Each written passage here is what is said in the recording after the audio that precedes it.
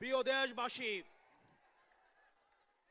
আপনারা জানেন আমরা দীর্ঘ ১.৫ দশকের আওয়ামী জাহিলিয়াতের শাসনের পরে আজকে আমরা মুক্ত বাংলাদেশে যেই সংসদ ভবনকে আমরা ফ্যাসিবাদ মুক্ত করেছি, সেই সংসদ ভবনের সামনে আমরা গণতান্ত্রিক প্রক্রিয়ায় সেই সংসদ ভবনে যাওয়ার জন্য আজকে আমরা মানিক মিয়া এভিনিউতে এসে দাঁড়িয়েছি।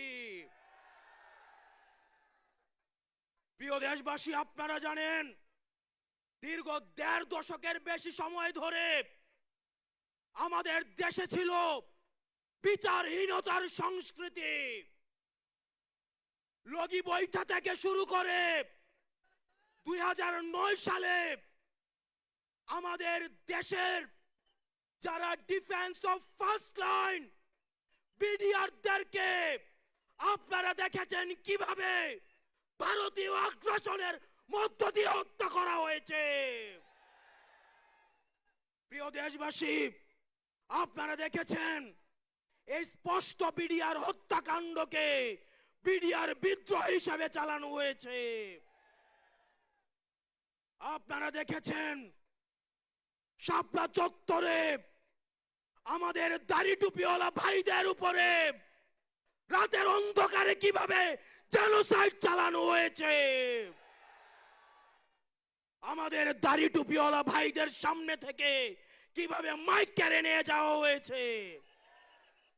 প্রিয় দেশবাসী, আপনারা দেখেছেন বাংলাদেশে কিভাবে রাতের ভোট, কিভাবে দিনের ভোট রাতে চালু করার সংস্কৃতি চালু হয়েছে, ডামি ইলেকশন চালু করা হয়েছে। আমরা ৫ই আগস্টে এই আওয়ামী লীগের এই দুঃশাসনের আমরা এই দুঃশাসনের কবর রচনা করেছি। আমরা বলতে চাই, এই গণভবনে কে যাবে সেটি নির্ধারিত হবে বাংলাদেশ থেকে, ভারত থেকে সেটি নির্ধারিত হবে না।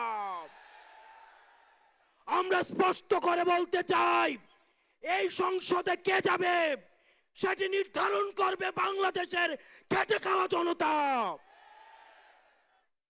এই সংসদের মসনদে কে বসবে সেটি নির্ধারণ করবে এই ভূখণ্ডের মধ্যে যারা রয়েছে সেই ভূখণ্ডের মানুষ। আমরা দীর্ঘ ১.৫ দশকের বেশি সময় ধরে আমরা একটা জাতি গড়ে তুলতে পারি নাই।